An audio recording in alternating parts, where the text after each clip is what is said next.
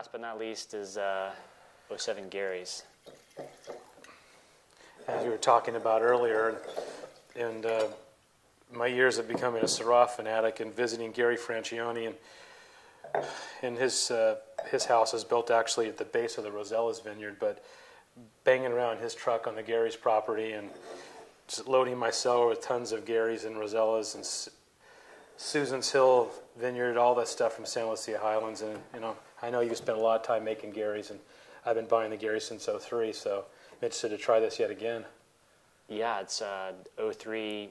We made 2 different wines, a whole cluster, 100% whole cluster, and one that was 50. And then starting with '04, this wine's been the 100% whole cluster every year. And it just seems to me, I mean, given some time, the wine just continues to kind of eat the stems, and it's so very different than the Brousseau, where you were talking about it being more kind of towards a red spectrum. Mm-hmm. This is darker and tends to get this really interesting kind of dried black olive and pencil lead kind of quality. It does. It's really the aromatics on this Gary as compared to the Brousseau are so distinctly different. It would also seem that both of these are 100%, right? The stems seem to emerge more here, along with kind of the menthol and some of that olive that you talked about. And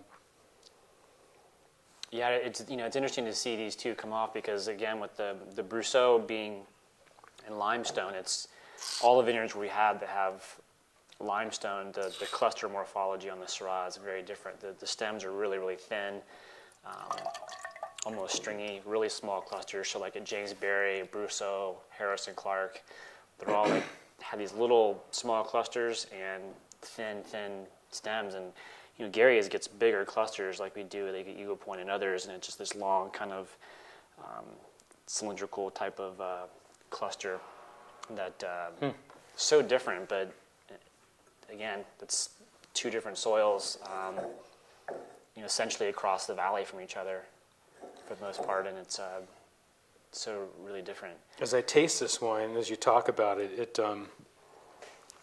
as what I often get on Gary's is kind of a barbecue spice teriyaki sauce, sometimes like a beef jerky, and there's a tar element to this wine, and also this is, as we spoke about a moment ago with the Brousseau, this is moving back towards a bit of blue or black flavors, right? And yet it's just a darker, denser, more brooding wine than the Brousseau. This is has been since '06. All 100% old wood. So these are 4 or 5 plus year old barrels. So everything you're getting is just Gary's and stems. So it's pure.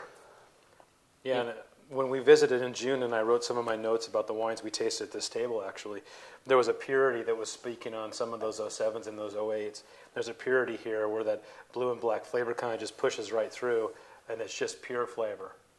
I love it.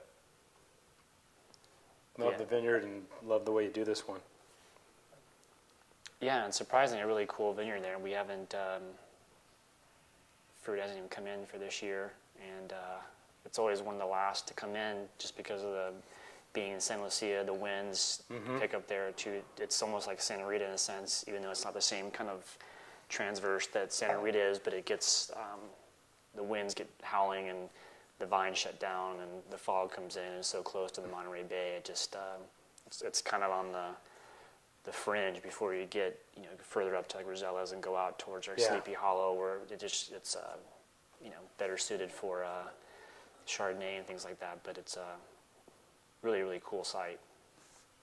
Again, it's alluvial soil, so different than Brousseau, but I think the stems to me have always worked. I think those of you who've had the wines and put them in the cellar, I think going back and tasting '04s and '03s now, I think you can kind of see what happens to the wine as it evolves. And I think even with '02, which is 50% whole cluster, it's the stems become integrated, and it gives you an idea of what happens with stem inclusion as it ages, and it does eventually integrate at some point. Some again the aspects of you mentioned like the green peppercorn and kind of these things that are kind of what the stem inclusion does give, but it's interesting again to see the two wines, 100% whole cluster, but two different way they express differently. Yeah.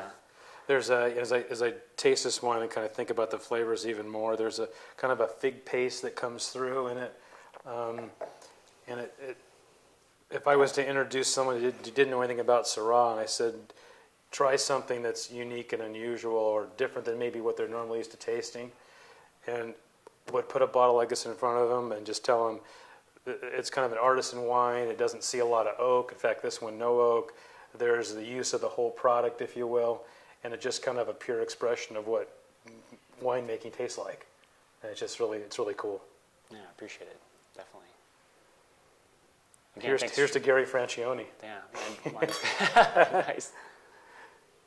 Again, thanks for coming. I appreciate it. Thank you. Thank you. Thanks for all the great stuff you've made for us over the years, and just keep making it. Keep buying it, we'll make it. Definitely.